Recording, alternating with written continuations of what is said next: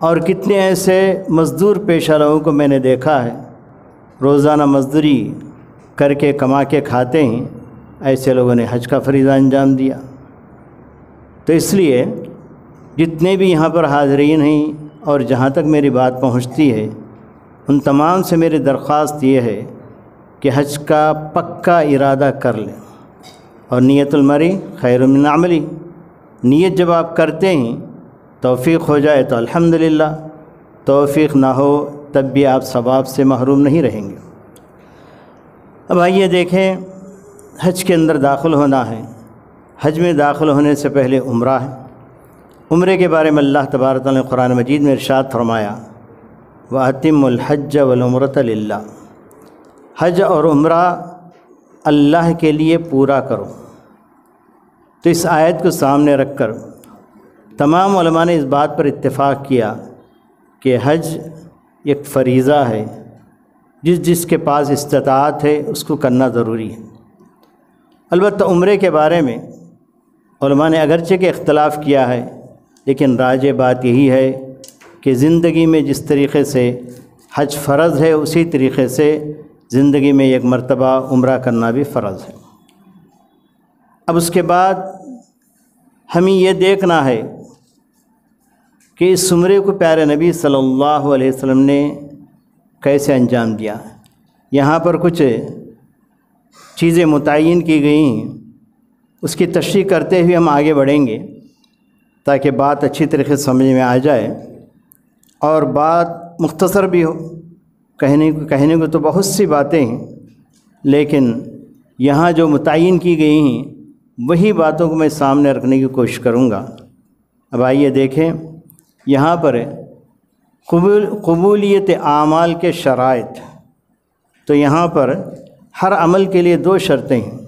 پہلی شرط خالص اللہ کے لیے کی جائے، اس کو اخلاص کہا جاتا ہے، اپنی نیت کو صحیح کی جائے تاکہ اپنا حج ضائع نہ ہو جائے۔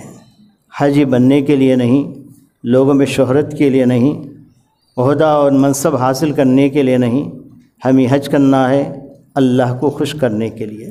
یہ پہلی نیت کر لیں۔ اور دوسری چیز جس پر یعنی دوسری شرط ہے اعمال اللہ تبارک تعالیٰ کے پاس قبول ہونے کے لیے، دوسری شرط مطابقت ہے۔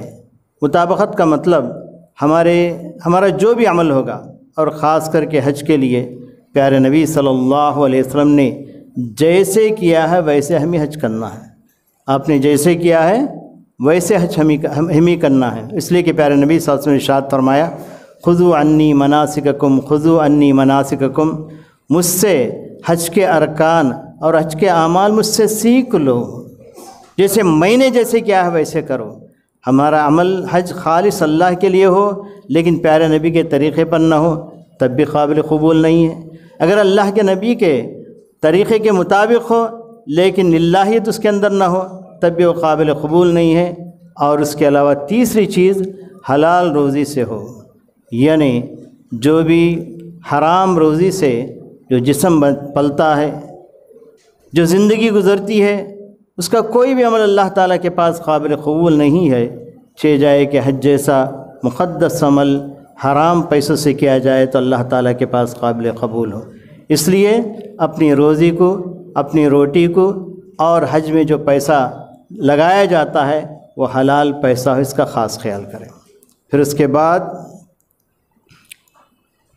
یہ تین شرائط کے علاوہ جو قبول اعمال کے لیے شرائط ہیں، لیکن یہاں پر ایک چھوٹی چیز شاید چھوٹ گئی ہے۔ عمرہ کب فرض ہوتا ہے ہمارے اوپر، کب فرض ہے، اس کے بھی شرائط ہیں۔ ایک تو آدمی بلوغت کو پہنچے، عقل مند ہو اور وہ آزاد ہو، غلام نہ ہو۔ اسی طریقے سے اس کے پاس یعنی حج کی استطاعت ہو۔ استطاعت کے اندر یہاں پر دوسری چیز تفصیلات نہیں آ رہی، ادھر کریں ایسے ہی۔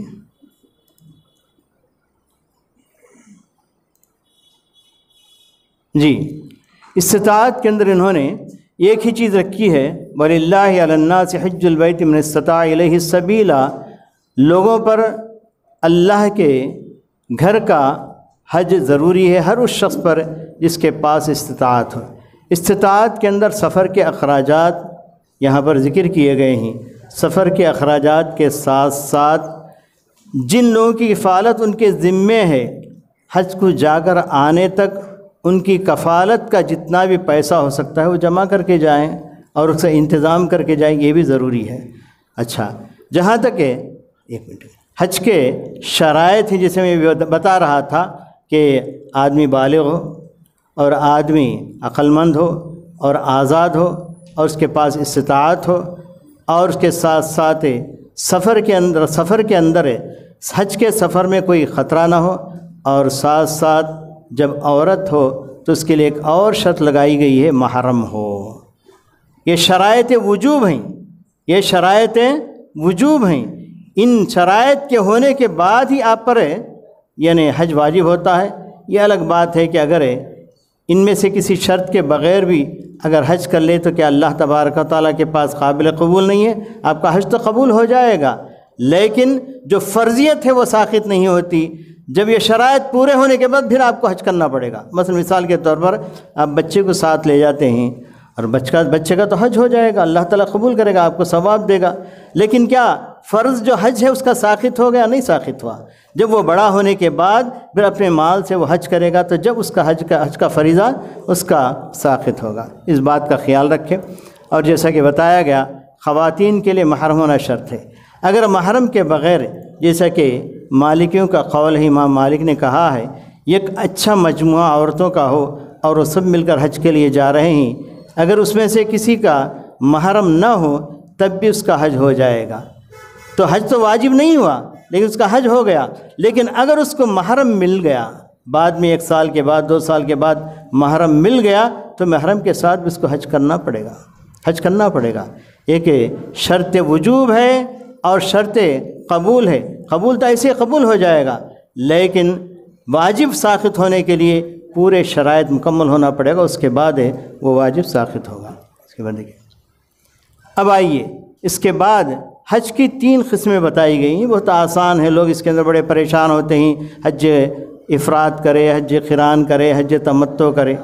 افراد فرد سے ہے، افرد یفرد افرادن، فرد سے ہے۔ فرد کا مطلب اکیلے حج کرنا، عمرہ کے بغیر اکیلے حج کرنا۔ اس کے اندر کیا ہوگا؟ آدمی جائے گا، پہلے طواف قدوم کرے گا اور انتظار کرے گا، پھر حج کا وقت آئے گا، حج کے لیے چلا جائے گا، اس کا حج ہو گیا۔ اور حج قران، حج قران کا مطلب ہے حج اور عمرہ دونوں ملا کر ایک ساتھ نیت باندھنا۔ لبیک حج، لبیک عمرتن و حجن، عمرہ اور حج دونوں کے لیے میں احرام باندھتا ہوں، اور پھر اس کے بعد ایک ہی احرام میں، درمیان میں احرام کھولے بغیر ایک ہی احرام میں حج کرنا پڑے گا۔ یعنی عمرہ کر لیا، پھر انتظار کیا، اور انہی کپڑوں میں، یعنی انہی کپڑوں میں احرام کی حالت میں، کپڑا بدل سکتے ہیں، احرام کا کپڑا جب میلا ہو جائے تو بدل سکتے ہیں، لیکن احرام کی حالت سے باہر نہیں آنا۔ اسی حالت میں اگر حج بھی کر لیا تو اس کو حج قران کہا جاتا ہے۔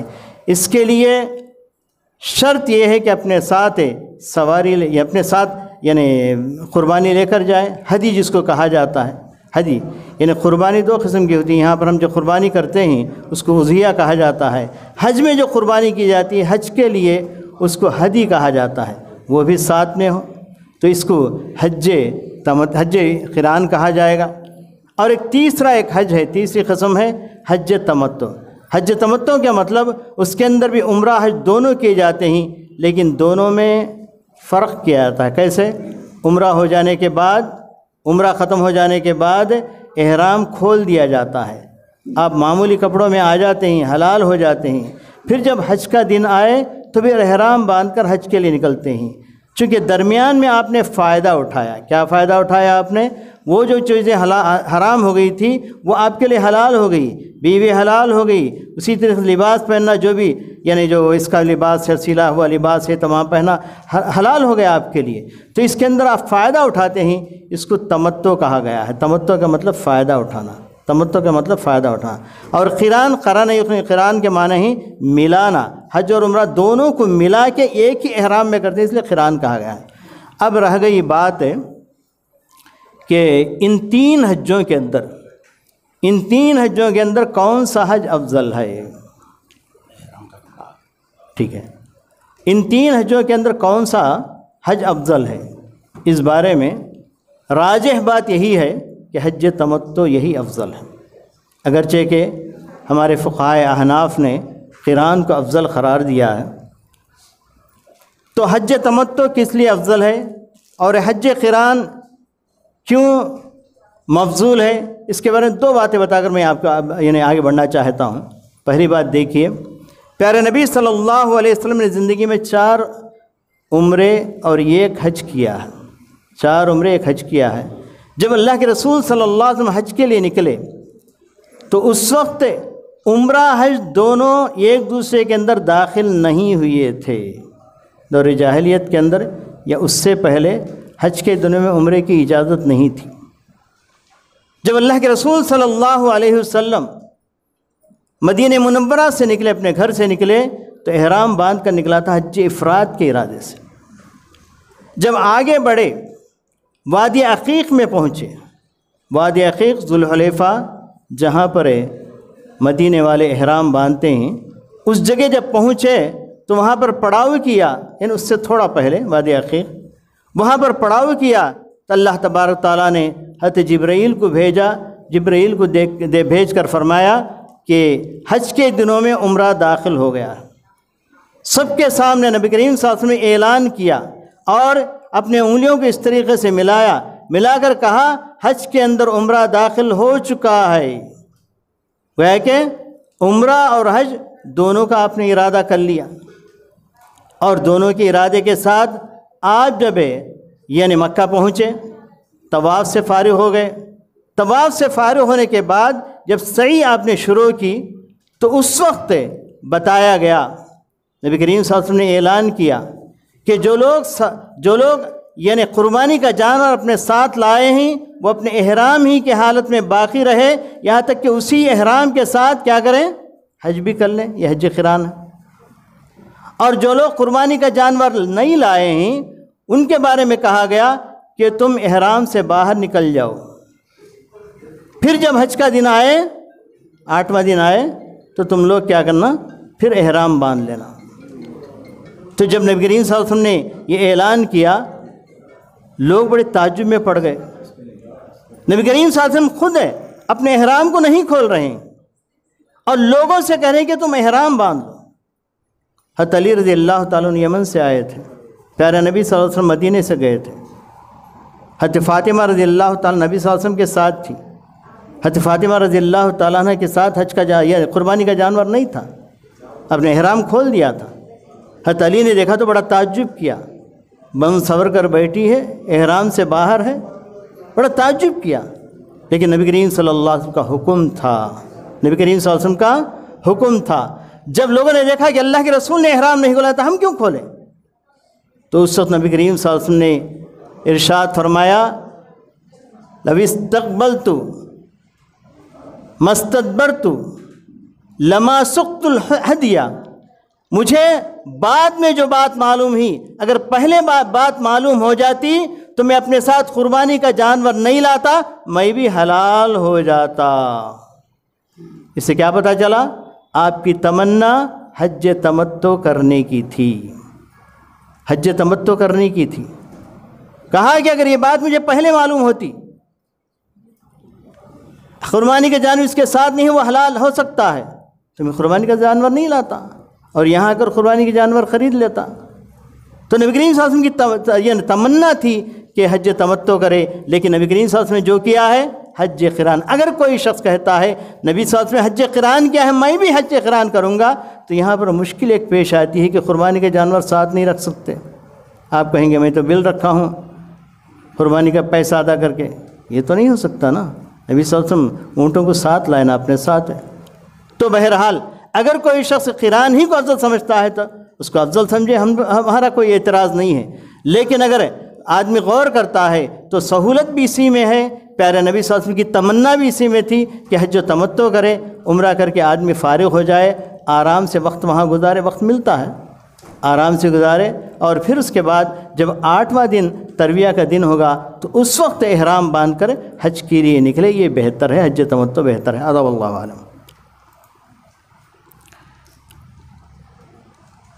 تو یہ یعنی جیسے بتایا گیا نا، اللہ کے رسول صلی اللہ علیہ وسلم نے اس کا حکم دیا ہے، حج تمتع کا حکم دیا ہے، رسول اللہ صلی اللہ علیہ وسلم نے اس کو ادا کرنے کی تمنا بھی کی ہے۔ حج کی تمام قسموں میں یہ سب سے آسان ترین حج ہے، اس کے اندر حج عمرہ دونوں ہو جاتی ہیں بڑے آسانی کے ساتھ۔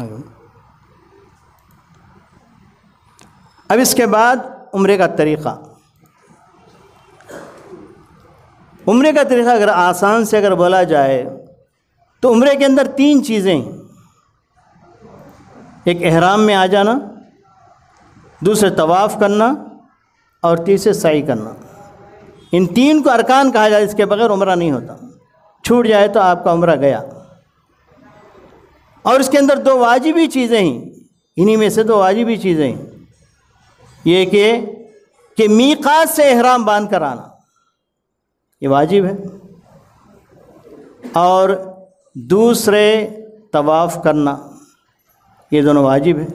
واجب چھوٹنے پر طواف نہیں صحیح ہے نا، حلق قصر یہ ہے نا واجب ہے، یہ دونوں میقات سے احرام باندھ کر آنا اور بال نکالنا، یہ دونوں واجبات میں سے ہیں۔ واجبات چھوٹنے پر یہ جانور قربان کر کے اس کا کفارہ ادا کیا جا سکتا ہے، آپ کا عمرہ ہو جائے گا۔ بات سمجھیں، یہ اختصار کے ساتھ۔ اب آگے چلیے، اب یہاں نہیں، واپس پیچھے آئیے، آپ ذرا سا پیچھے آئیے، پیچھے آئیے۔ عمرے کا طریقہ کہا گیا، جیسے آپ میقات پر پہنچتے ہیں تو وہاں پر دو کام کریں۔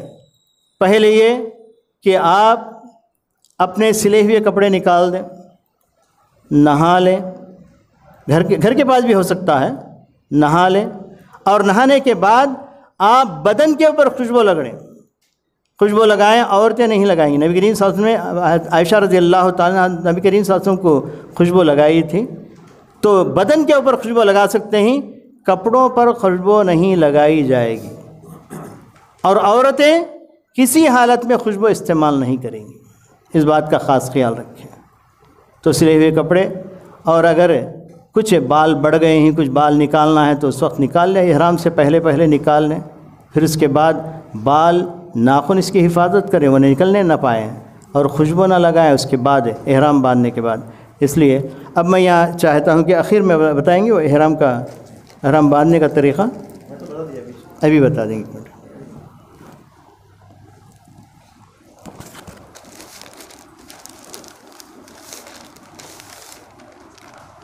خیر، یہ تو صرف مردوں کے لیے ہے، عورتوں کا احرام ان کے چہرے اور ہاتھ میں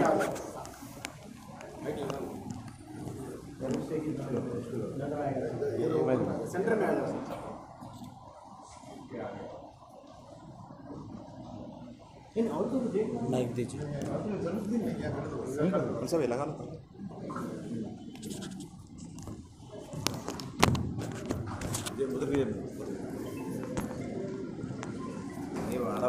نہیں بھائی، صرف طریقہ دیکھنا ہے، اس کے لیے مائک کی کیا ضرورت ہے بھائی؟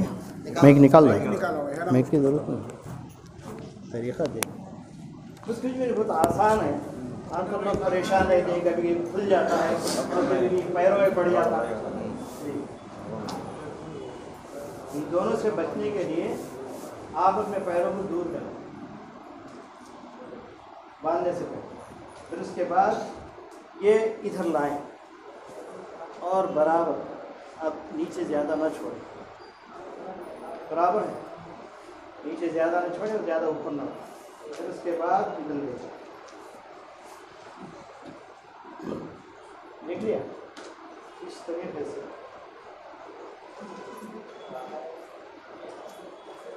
پورا حج ہو جائے گا، مگر یہ نکلے گا اگر صحیح ڈھنگ سے آپ نے باندھ لیا۔ اب آپ چلنے میں پوری سہولت ہے، آپ 2 پیر قریب کر کے باندھ لیے تو गए, अपने आप को बांध लिया, कहीं हल नहीं सकेंगे, समझ रहे। और ये कुछ ढीला रखेंगे तो खुल के नीचे गिरता रहेगा, परेशानी इस बात का। और ऊपर का कपड़ा भी ज़रा सा देख लो।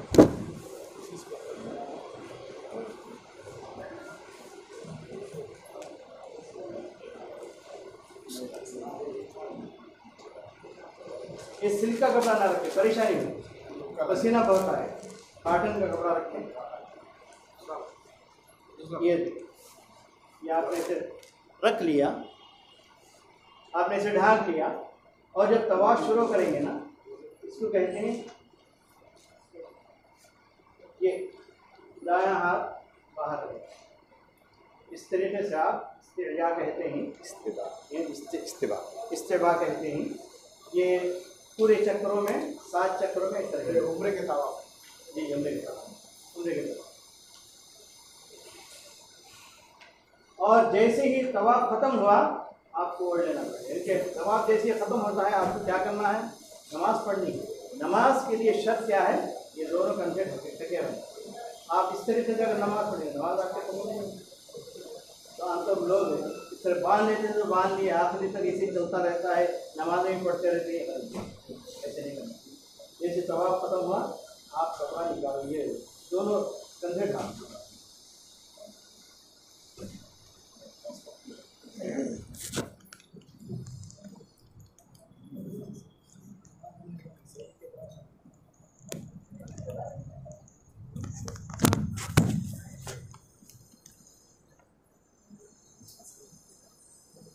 ठीक है।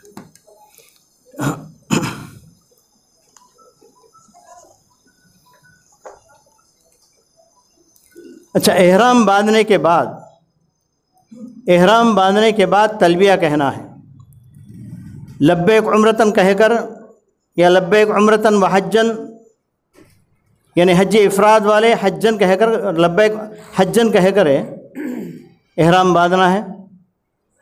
और जो लोग हज उम्रा क़िरान करते हैं, हज क़िरान करते हैं, वो लोग लब्बैक उम्रतन व हज्जन, ये 2 कहकर उन लोगों को एहराम बांधना है। और जो लोग हज तमत्तो करते हैं, लब्बैक उम्रतन काफ़ी है। फिर उसके बाद तलबिया कहते हुए आगे बढ़ना है। और इसके अंदर ख़ास इस बात का ख्याल रखें, औरतें अपनी आवाज़ को बुलंद न करें।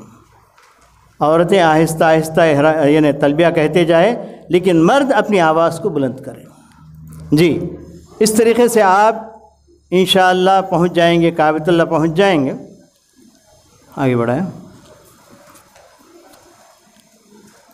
अच्छा, यहाँ पर एक और बात बताई गई है, कोई शख्स हज बदल करना चाहता है या उम्रा बदल करना चाहता है, लब्बैक उम्रतन अन फलान, फ़लाँ की तरफ से मैं उम्रे पे जा रहा हूँ, फ़लाँ की तरफ से मैं हज के लिए एहराम बांध रहा हूँ, यह कह दे। जी, आगे बढ़े।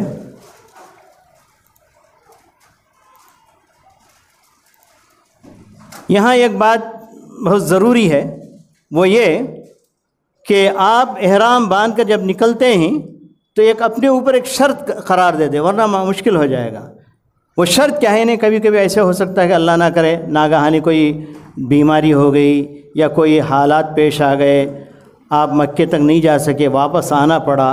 तो ऐसी हालत में अगर ये शर्त रखेंगे, अल्लाहुम्मा महल्ली हैसु हबस्तनी, अल्लाह मैं वहाँ हलाल हो जाऊँगा, मैं एहराम से बाहर आ जाऊँगा जहाँ तू मुझे रोक ले। अगर ये कह दें तो 2 चीज़ों से बच जाएंगे। पहली चीज़, आपको उसके बदले में कोई क़ुरबानी देनी नहीं पड़ेगी। नंबर 2, आइंदा साल फिर हज के लिए जाना ज़रूरी नहीं रहेगा। बात समझ में आ रही? अगर ये शर्त आपने नहीं रखा, अपने ऊपर शर्त नहीं बना लिया, तो उस वक्त क्या होगा कि आपको कफ़ारा देना पड़ेगा। या तो कम से कम 3 दिन के रोज़े रखने पड़ेंगे, या फिर यानी 6 मिस्किनों को खाना खिलाना पड़ेगा, या फिर एक जानवर ज़िबाह करके वहाँ के गरीबों को, हरम के गरीबों को खिलाना पड़ेगा। फिर आइंदा साल हज के लिए जाना पड़ेगा। अगर इन तमाम चीज़ों से आप बचना चाहते हैं तो आप इतना कह दें, अल्लाहुम्मा महल्ली हैसु हबस्तनी, ऐ अल्लाह मैं वहाँ हलाल हो जाऊँगा जहाँ तू मुझे रोक ले। جی آگے بڑھیں.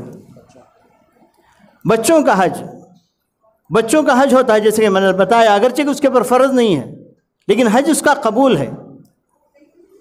نبی کریم صلی اللہ علیہ وسلم کی ایک عورت نے اپنے بچے کو ہاتھ میں اٹھایا، کہا کہ یا رسول اللہ، یعنی میقات میں ذوالحلیفہ کے اندر ہے، بچے کو اسے ہاتھ میں اٹھا کر کہا یا رسول اللہ کیا اس بچے پر حج ہے یا اس بچے کا حج قبول ہوگا؟ تو نبی کریم صلی اللہ علیہ وسلم نے ارشاد فرمایا کہ ہاں ضرور قبول ہوگا لیکن ثواب تمہیں ملے گا. جی. اور تلبیہ کے الفاظ ہیں لبیک اللہم لبیک لبیک لا شریک لک لبیک ان الحمد والنعمت لک والملک لا شریک لک. یہ تلبیہ کے الفاظ ہیں، یاد کر لیں. عورتیں آہستہ کہیں اور مرد اچھے جوش و خروش کے ساتھ کہیں. اور مختصر ایک لفظ بھی آتا ہے تلبیہ کا، لبیک الہ لک لبیک، یہ بھی اگر یاد کر لیں. اچھا اس کے بعد آگے بڑھیں.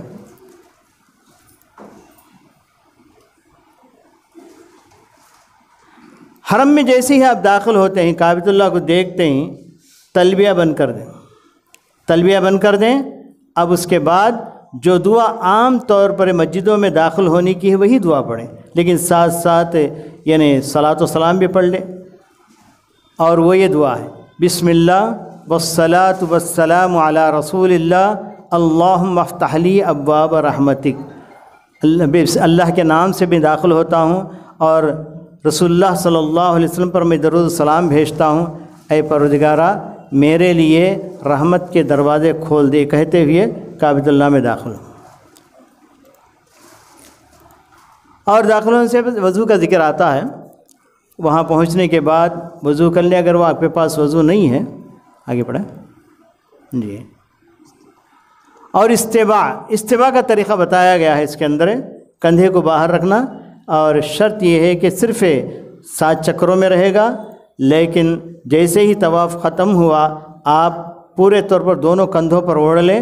اور لیکن یہاں پر جب حجر اسود کا استلام کریں تو اس بارے میں اس بات کا خاص خیال رکھیں. عام طور پر بھیڑ کے دنوں میں، حج کے دنوں میں استلام کرنا بہت ہی مشکل ہو جاتا ہے. ایسی حالت میں اگر حجر اسود کا استلام کرنا ہی ہے تو کچھ اوقات ہی ان کا خاص خیال کر کے جائیں آپ. جیسے تہجد کی نماز سے پہلے پوری رات کھلا رہتا ہے حرم، ویسے وقت لوگ کچھ کم رہتے ہیں، استلام کر لے سکتے ہیں. لیکن اب عمرہ کرنا ہے آپ کو، کسی بھی وقت آپ عمرے کے لیے جا سکتے ہیں، تو استلام آپ پورے طور پر وہاں پہنچ کر نہیں کر سکتے، دور سے آپ کو استلام کرنا ہے. استلام کا مطلب یہاں پر صرف اشارہ ہے. اور وہاں پر ہوتا یہ ہے کہ لوگ حجر اسود کی طرف پلٹ جاتے ہیں، پلٹ کر 2 ہاتھ اٹھاتے ہیں اور جیسے نماز کے لیے رکعت باندھتے ہیں ویسے باندھنے شروع کر دیتے ہیں وہاں جا کر. اس کی اجازت نہیں ہے. لوگوں کے دھکے لگیں گے، نیچے گر جائیں گے. صرف چلتے چلتے جیسے ایک وہاں پر لکیر آپ کو نظر آئے گی، حجر اسود سے لے کر باقی جہاں نمازیں پڑھتے ہیں وہاں تک کے لیے ایک لکیر نظر آئے گی زمین کے اوپر، یا پھر بازو مسجد کے اوپر ہرا لائٹ نظر آئے گا. جیسے ہی وہ آ گیا آپ چلتے چلتے کعبۃ اللہ کی طرف ذرا سا چہرہ کر کے آپ بسم اللہ اللہ اکبر کہہ دے، بس کافی. اور استلام اور تقبیل اس وقت ہوتا ہے، بوسہ اس وقت ہوتا ہے کہ آپ پورے طور پر حجر اسود کو ہونٹ لگا دیں. اور استلام اس وقت ہوتا ہے جب کہ ہاتھ لگا کر ہاتھ کو آپ چوم لیں. نبی کریم صلی اللہ علیہ وسلم اونٹ کے اوپر آپ نے طواف کیا تھا، اور جب وہ حجر اسود کے پاس پہنچے تو بھیڑ تھی، تو نبی کریم صلی اللہ علیہ وسلم نے اپنا لاٹھی نکالا اور لاٹھی حجر اسود کو لگایا اور اس کو آپ نے بوسہ دیا. اگر آپ کا ہاتھ حجر اسود کو نہیں لگا ہے تو آپ ہاتھ کو بوسہ دینے کی ضرورت نہیں ہے، صرف اشارہ کافی ہے، بسم اللہ اللہ اکبر. اب ایسے جاتے جاتے کعبۃ اللہ کی طرف ذرا پلٹیں اور نگاہ اٹھا کر دیکھیں اور بسم اللہ اللہ اکبر کہیں، ہاتھ نیچے گرا کر چلتے بنیں، چومنے کرنے کی ضرورت نہیں ہے. اچھا، یہاں پر پہنچ کریں ایک تو استباع ہے، دایاں کندھا باہر نکالنا ہے، اور دوسری چیز رمل ہے. رمل کا مطلب یہ ہوتا ہے کہ کچھ اپنی طاقت بتاتے ہوئے چھوٹے چھوٹے قدم ذرا سا اچھل کر آپ قدم رکھتے ہوئے آگے بڑھیں. اس کو رمل کہا جاتا ہے. 3 چکروں میں پہلا طواف جس کو طواف قدوم کہا جاتا ہے، پہلے عمرے کا طواف، اس کے اندر آپ 3 چکروں کے اندر رمل کر سکتے ہیں، اس کے اندر کوئی حرج نہیں۔ لیکن عورتوں کے لیے رمل نہیں ہے، عورتوں کے لیے رمل نہیں ہے، عورتوں کے لیے استباء نہیں ہے۔ عورتیں معمول اپنے جیسے چلنا ہمیں سے چلیں گے، مردوں کے لیے رمل ہے۔ اچھا، اس کے بعد آگے بڑھیں۔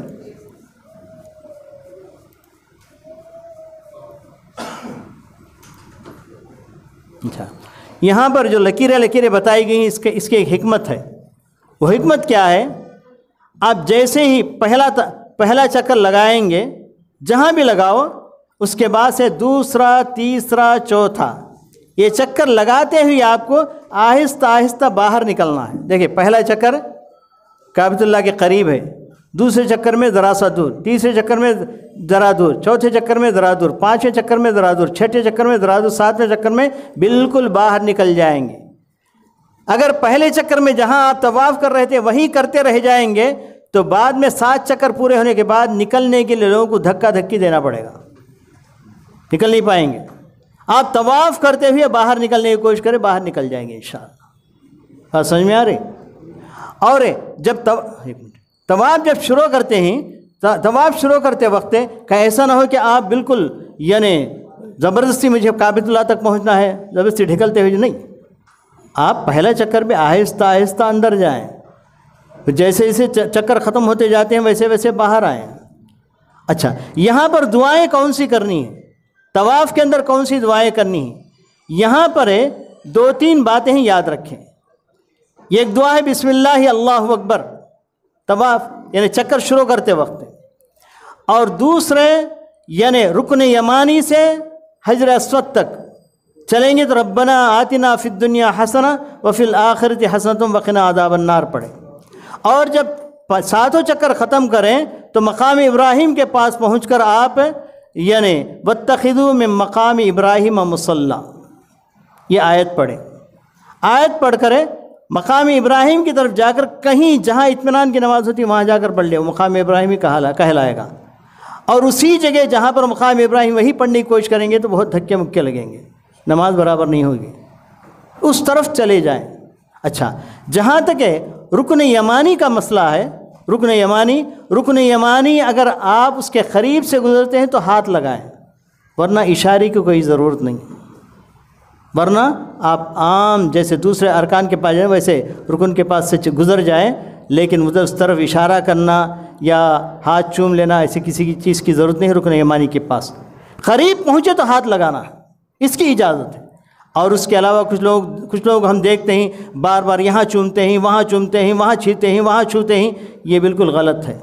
اس کے لیے ایک واقعہ بتاتا، واقعہ نہیں، معاویہ رضی اللہ تعالیٰ عنہ شام سے آئے تھے عمرہ کرنے کے لیے، حج کرنے کے لیے آئے تھے، اور جہاں کہیں بھی جاتے وہاں پر کعبۃ اللہ کو چھوتے تھے۔ عبداللہ ابن عباس رضی اللہ تعالیٰ نے منع کیا، عبداللہ ابن عباس نے منع کیا تو کہا کہ پورا تو کعبہ ہے۔ حضرت معاویہ نے کہا کہ پورا کعبہ ہے۔ لقد کان لکم فی رسول اللہ اسوۃ حسنہ کہا۔ عبداللہ ابن عباس نے کیا کہا؟ نبی کریم صلی اللہ علیہ وسلم کے لیے تمہارے لیے اسوہ ہے، نبی کریم صلی اللہ علیہ وسلم کی زندگی میں نبی نے جو کیا ہے وہ کیا ہے۔ نبی کو میں نے دیکھا کہ مستلم وہاں جا کر اپنے آپ کو چمٹا لیے تھے کعبۃ اللہ سے، حجر اسود کو آپ نے بوسہ دیا تھا اور رکن یمانی کو آپ چھویا تھا، تو بس اتنا ہی کرنا ہے۔ تو رجعنا الی اسوۃ رسول اللہ کا کس نے؟ معاویہ رضی اللہ تعالیٰ نے، جبکہ عبداللہ ابن عباس چھوٹے ہیں عمر کے اندر، لیکن جب نبی کی بات آ گئی، سنت کی بات آ گئی تو فوراً معاویہ رضی اللہ عنہ نے کہا رجعنا الی اسوۃ رسول اللہ صلی اللہ علیہ وسلم، اب میں کہیں بھی نہیں چھوؤں گا، جہاں نبی صلی اللہ علیہ وسلم نے چھوا ہے وہیں پر چھوؤں گا۔ تو یہاں پر دعائیں کرنی ہے۔ اگر آگے بڑھ کر اب دروازہ اور رکن کیا کہتے ہیں حجر اسود دونوں کے درمیان اگر موقع مل جائے تو آپ خوب چمٹ کر دعائیں کیجیے۔ نبی صلی اللہ علیہ وسلم نے حضرت عمر سے کہا تھا یہ وہ جگہ ہے جہاں پر آنسو بہانا ہے، آنسو بہاؤ۔ پھر اس کے بعد اب آگے بڑھ کر مقام ابراہیم کے پاس یا اس طرف جہاں بھی موقع ملے وہاں پر آپ نماز پڑھیں گے۔ پھر اس کے بعد جا کر زمزم پئیں گے، زمزم پینے کے بعد بھی پھر استلام تک نبی کریم صلی اللہ علیہ وسلم گئے تھے، موقع ملنا مشکل ہے، اب جانے کی کوئی ضرورت نہیں ہے، لیکن زمزم وہاں اتنا پیجئے، تضلعوا کہا نبی کریم صلی اللہ علیہ وسلم، تضلعوا خوب پیو، اتنا بھرو کہ تمہارے آنتے سارے کے سارے زمزم سے بھر جائے، تو خوب پینا ہے۔ پھر اس کے بعد آگے بڑھے،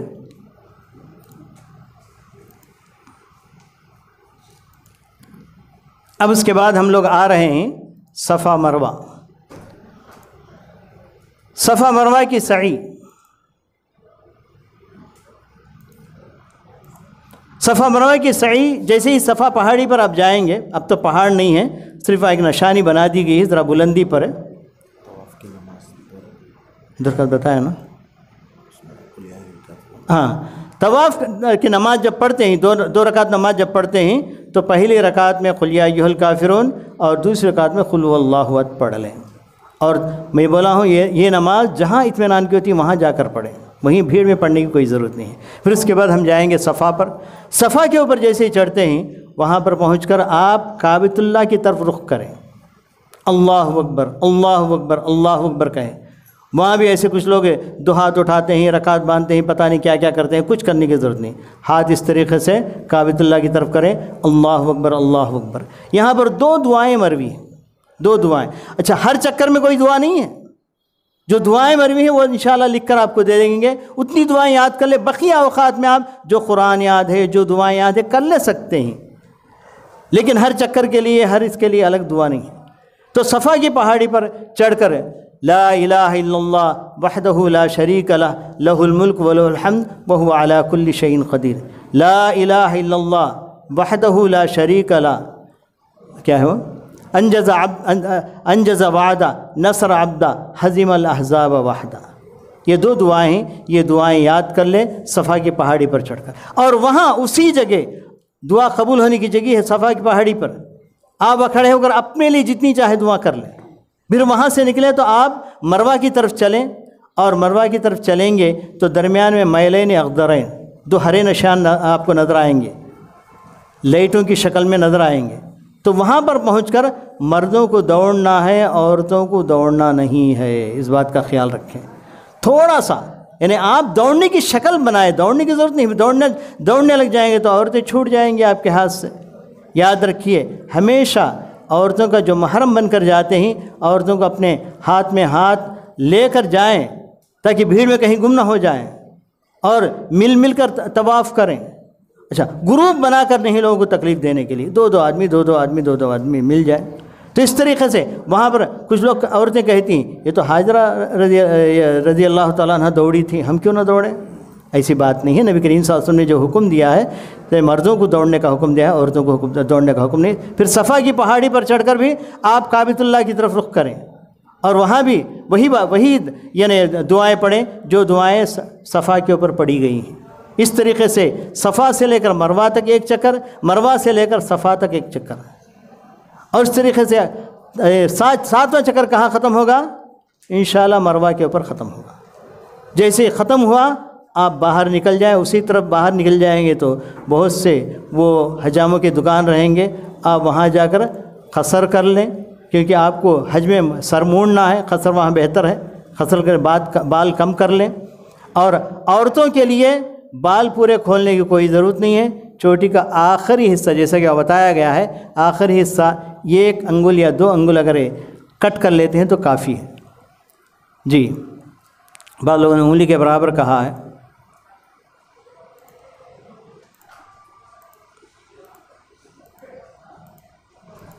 اچھا، ممنوعات احرام شاید سے پہلے آئیں گی، بعد میں بھی شاید آئیں گی۔ بال یا ناخن کاٹنا، خوشبو لگانا، سر ڈھانپنا، جوتا یا موزہ پہننا اور سلا ہوا لباس پہننا یہ منع ہے۔ اسی طریقے سے نکاح یا منگنی کرنا یا نکاح کی باتیں کرنا یا عورت مرد کے درمیان میں تعلقات کی باتیں کرنا ساری منع ہے۔ اور ساتھ ساتھ عورتوں کا دستانے پہننا، کچھ عورتیں عادی ہوتی ہیں برقعے کے ساتھ دستانے پہننے کی، لیکن حج کے دنوں میں وہ نکال دینا چاہیے۔ حج میں جب احرام میں آپ رہتے ہیں، کہا جاتا ہے کہ مرد کا احرام سر میں ہے، عورت کا احرام چہرہ اور ہاتھوں میں ہے۔ تو اس بات پر غور کیجئے کہ مرد سر کھلا رکھنا ہے، عورتیں چہرہ کھلا رکھنا ہے اس وقت تک جب تک مرد سامنے نہ آئے۔ جب مرد سامنے آ جائیں تو اپنے چہرے کے اوپر یعنی نقاب ڈال لینا ہے۔ نقاب 2 قسم کا ہے، ایک ہوتا ہے نوز پہ باندھ لیتے ہیں چہرے پر، یہ ناجائز ہے، لیکن آپ برقعے کے ساتھ یا اس کے اسکارف کے ساتھ ایک ایسا یعنی پردہ رکھیے کہ اس کا ایسے گرا دے تو ڈھک جائے، گھونگھٹ کی طرح سے نیچے گرا دے، ایسا پردہ رکھنا ہے، وہ باندھنے کا نہیں رکھنا، اور چہرہ کھلا بھی رکھنا۔ ماں عائشہ رضی اللہ تعالیٰ کہتی ہیں کہ ہمارا چہرہ یعنی حج کے اندر کھلا رہتا تھا، جیسے ہی کوئی یعنی کوئی کچھ مردوں کا کوئی گروپ آ گیا تو ہم فوراً اجنبی لوگوں کا کوئی گروپ آ گیا تو ہم فوراً اپنے چہرے کو ڈھانک لیتی تھی۔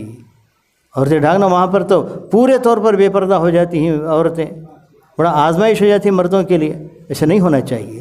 تو پردہ نیچے گرا لینا چاہیے، اور ہاتھ کھلے رہنا چاہیے، ہاتھ میں دستانے نہیں پہننا جی۔ اور جائز چیزوں کی بھی ایک فہرست آئے گی۔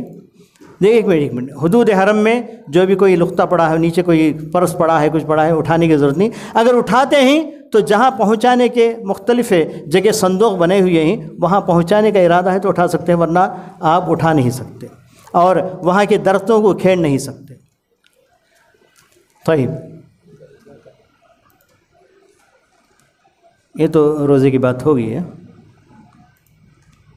اچھا، مباحات احرام کے اندر یہ چیزیں جائز ہیں۔ گھڑی پہننا، یہ کیا ہے، ہیڈ فون لگانا، یہ کانوں پر لگانا، یہ بھی جائز ہے۔ گاڑیوں میں سوار ہونا، کچھ لوگ گاڑی میں سوار نہیں ہوتے، شیعہ تو بغیر چھت کی گاڑی سے گھومتے ہیں دھوپ کے اندر۔ چشمہ پہننا، مرہم پٹی باندھنا، اسی طریقے سے بیلٹ باندھنا، چپل پہننا، اور نہانا، احرام بدلنا، انگوٹھی پہننا، چھتری استعمال کرنا، یہ تمام جائز ہیں۔ ساتھ ساتھ اگر کسی کے پاس چپل نہیں ہیں، جوتے ہیں، تو جوتے تک استعمال کرنے کی اجازت ہے، بہتر ہے کہ چپل استعمال کریں۔ ھذا وصلی اللہ علی نبینا محمد وعلی آلہ وصحبہ اجمعین۔ اس کے بعد جو لوگ تمتع کر رہے ہیں وہ پورے طور پر بال کاٹنے کے بعد اپنے اصل کپڑوں میں آ جائیں گے، اور جو لوگ قران والے ہیں اسی احرام میں باقی رہیں گے، بال کاٹیں گے نہیں، بال بھی نہیں کاٹیں گے، اپنے احرام میں باقی رہیں گے یہاں تک کہ برحج آ جائے، حج کے ساتھ ساتھ برحج میں چلے جائیں گے۔ ھذا وصلی اللہ علی نبینا محمد وعلی آلہ وصحبہ اجمعین۔ طيب، بارک اللہ فیک۔ وقت زیادہ تو نہیں۔ آپ کے پاس جتنے لوگ سنے ہیں حج کی عمرے کا مکمل طریقہ، مباحات کیا ہے، ممانعات کیا ہیں، اگر کوئی اشکال ہے، کوئی سوال پوچھنا چاہتے ہیں تو آپ کے پاس وقت ہے، ضرور آپ لوگ سوال کر سکتے ہیں۔ اینی بڑی کوئی سوال کرنا چاہتے ہیں؟ کوئی سوال کرنا چاہتے ہیں؟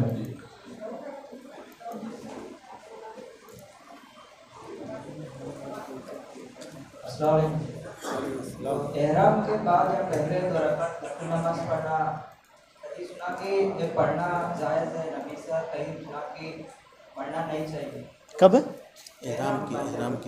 احرام کی 2 رکعتیں، وہ کوئی ضروری نہیں ہے۔ دیکھیے، نبی کریم صلی اللہ علیہ وسلم نے نبی کریم صلی اللہ علیہ وسلم نے احرام کے لیے الگ کوئی نماز نہیں بتائی۔ آپ فرض نماز پڑھ کر آپ نے احرام باندھ لیا تھا اور چل پڑے تھے۔ اگر کوئی شخص بغیر نماز کے احرام باندھ کے وہاں سے چل پڑتا ہے تو کوئی حرج نہیں ہے۔ اگر یعنی ہر حاجت کے لیے، ہر ضرورت کے لیے نماز پڑھنے کا حکم ہے، تو اس لیے یہ بھی آپ ایک اچھے ضرورت کے لیے جا رہے ہیں، 2 رکعت صلاۃ حاجہ کے طور پر 2 رکعت پڑھ کر وہاں سے احرام باندھنے کے بعد 2 رکعت پڑھ کر میقات میں نکلتے ہیں تو اچھا ہے، بہتر ہے، کوئی حرج نہیں۔ اور ایک سوال جی، طواف میں عورت کو چہرہ ڈھانپنا بولتے ہیں نا، جیسے اگر مرد سامنے آ گئے تو طواف میں تو اکثر مرد اور عورت صاحب مل کے رہتے ہیں، تو ہمیشہ مرد تو آگے عورتوں کو نظر آتے ہی رہتے ہیں۔ اب 2 حالتیں ہیں عورت کی، کمرے سے باہر نکلنے کی ایک حالت ہے، ایک کمرے میں بیٹھنے کی حالت ہے۔ کمرے میں جب رہیں گے تو کوئی سامنے نہیں رہے گا، وہاں تو کھلا رکھنا ہی رکھنا ہے۔ جب باہر نکلتے ہیں تو جہاں تک سڑک پر جاتے ہیں کوئی مرد نظر نہیں آیا، کوئی غیر اجنبی، تو آپ چہرہ کھلا رکھ کر جائیں۔ لیکن جیسے ہی آپ حرم میں داخل ہوتے ہیں وہاں تو لوگوں کی بھیڑ ہی بھیڑ ہے، تو ایسے میں جیسا کہ کہا گیا نا گھونگھٹ جیسا ایک یہ برقعے میں لگا لیں اور وہ اپنے چہرے پر چھوڑ دیں، چہرہ کھلا بھی رہے گا اور آپ کے چہرے کو آڑ بھی رہے گا، چہرہ کھلا بھی رہے گا، آپ کے چہرے کو آڑ بھی رہے گا، لیکن چہرے کو لگا کر باندھنے کی چیز استعمال نہ کریں، استعمال نہ کریں۔ اور اسی طریقے سے یہ جو ماسک جو لگایا جا رہا ہے اس سے بھی پرہیز کریں، اگر وہاں پر کوئی قانون نہ ہو تو، اگر وہاں پر کوئی قانون لا لیا گیا نہیں ماسک لگانا ہی ہے تو پھر ماسک لگانا پڑے گا، ورنہ شرعی اعتبار سے ماسک لگانا بھی عورت کے لیے جائز نہیں ہے، مردوں کے لیے تو جائز نہیں ہے ماسک، نہیں ہے۔ جزاک اللہ۔ بھیا بارک اللہ۔ السلام علیکم۔ السلام۔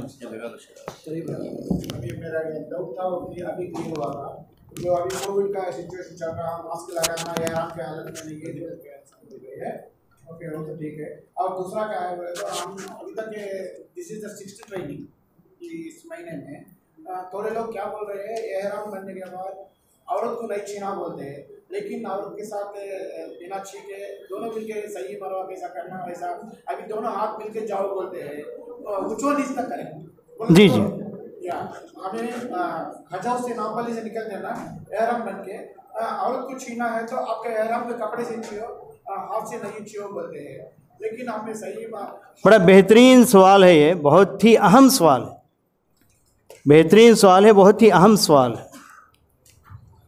آپ کا وضو نہیں ٹوٹنا چاہیے، حج کے اندر طواف ہے، طواف میں وضو رہنا ہے، باقی صحیح ہے، باقی میں وضو کی ضرورت بھی نہیں ہے۔ عورت کو نہ چھونے کی بات کہیں نہیں آئی ہے، لیکن اللہ کے رسول صلی اللہ علیہ وسلم اپنے گھر میں رہتے ہوئے وضو کرنے کے بعد ازواج مطہرات میں سے بعض کو بوسہ دے کر نماز کے لیے جاتے تھے۔ کیا اللہ کے رسول کا وضو ٹوٹ جاتا تھا؟ اور مس مرآ، عورت کو چھونے سے وضو ٹوٹنے کی بات فقہ شافعی میں بتائی گئی ہے، اور وہ لوگ بڑی مشکل میں رہتے ہیں۔ ہمارے پاس حدیث کے اندر کوئی ایسی بات نہیں آئی ہے کہ عورت کو چھونا منع ہے۔ ہاں شہوت کے ساتھ چھوئیں یا چھونے کے بعد آپ کی شرمگاہ سے کچھ نکل جائے، یہ تو بالکل جائز نہیں ہے، لیکن اس کی حفاظت کے لیے چھو سکتے ہیں، اس کے اندر کوئی حرج نہیں ہے۔ دلیل اللہ کے رسول صلی اللہ علیہ وسلم وضو کرنے کے بعد نماز کے لیے جا رہے تھے، بوسہ دے کر گئے، یہ ماں عائشہ رضی اللہ عنہ بیان کر رہی تھی، تو سامنے ان کے بھتیجے نے کہا کہ شاید وہ آپ ہی ہو سکتی ہیں جن کو بوسہ دیا ہے، تو ماں عائشہ نے مسکرایا۔ تو اس طریقے سے یعنی عورت کو چھونا منع نہیں ہے، البتہ شہوت کے ساتھ ایسا معاملہ نہیں ہونا چاہیے۔ بارک اللہ۔ یعنی بہت مشکل پڑ جائے گی، بہت مشکل پڑ جائے گی۔ ہاں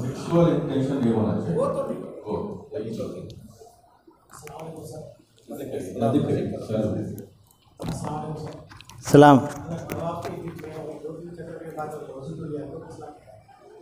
ہاں وضو ٹوٹنے پر ہے، دیکھیے صرف وضو ٹوٹا ہے، آپ کو وضو نہ کرنا ہے تو اس وقت جہاں زمزم کا پانی کے نل لگے ہوئے ہیں وہاں پر وضو کا انتظام بھی ہے، باہر جانے کی ضرورت نہیں، جہاں کہیں بھی نل لگے ہوئے زمزم کے وہاں صرف وضو آپ کر سکتے ہیں، کر کے آئیں، اور جو چکر آپ کا چھوٹ گیا ہے، آدھے میں اگر آپ کا وضو ٹوٹ گیا تھا وہ آدھا چکر شمار نہ کریں، جو پہلے 3 چکر پورے ہو گئے ان کو شمار کر لیں، اگر 3 چکر ہو گئے ہیں تو چوتھا چکر شروع کریں، چوتھا چکر کے آدھے میں آپ چھوڑ کر جا رہے ہیں وہ آدھا چکر شمار نہ کریں۔